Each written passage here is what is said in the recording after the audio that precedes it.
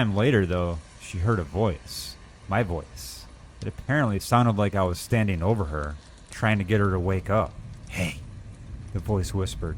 She grumbled and protested, as somebody who was desperately trying to sleep, and pulled the covers over her face. The voice said something else, but she couldn't decipher what it was. But again, she was totally under the impression that it was me. When she didn't respond, the covers were yanked off her face. She opened her eyes and saw no one. She sat straight up in bed and looked all around, but the room was empty. That's when she immediately went into the living room and turned on the TV and called me. Since she was alone in my apartment, she didn't want to talk about it until I was physically with her. Not only did I believe her story, but as someone who has been long interested in paranormal, I was never into the idea of experiencing it myself, let alone in my own apartment.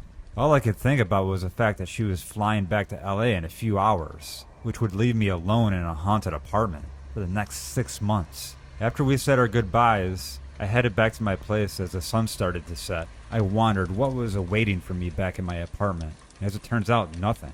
I'll admit, I slept with all the bathroom lights on for a couple weeks. Even though I was creeped out, nothing happened the whole time that I lived there. My girlfriend flew back in February and stayed the night without incident, and we loaded up the moving truck to head back out to LA the next day. There was one thing though.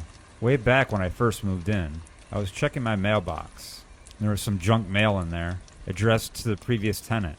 Hard to explain, but as I held the mail and looked at the tenant's name, I got the strangest feeling of unease. Felt so drawn to the name, and just continued to stare at it. All I can really say is that I felt like something had happened to this person.